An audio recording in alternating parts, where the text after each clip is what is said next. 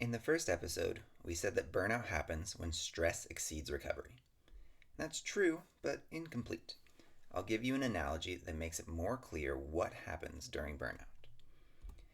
Imagine you paid for everything on a credit card. If you spend within your means and pay it off each month, there's no problem. You might have a big expense here and there, like a $400 Costco trip, but as long as you adjust afterward and pay it off, you don't pay interest. That's very sustainable. Now, let's say you have a bigger month. You overspend and carry a balance. Still not a big deal if you can pay it off again next month, just a minor loss to interest. But if it happens repeatedly and you get deep enough in the hole, something changes.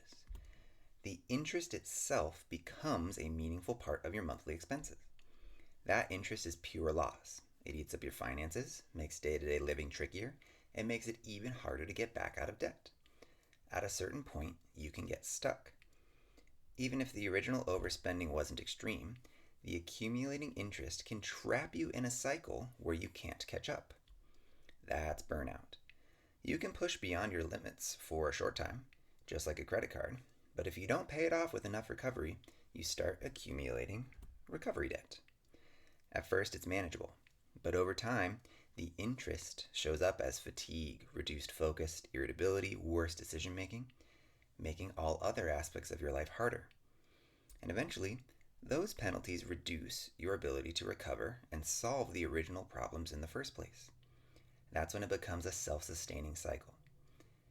And just like with money, it can be both high ongoing demands or an expensive life, but also the accumulated recovery debt and interest burden. And that's when things feel overwhelming. But here's the good news. The goal becomes clearer. You don't need to eliminate all stress. You just need to stop going further into debt and start paying it down.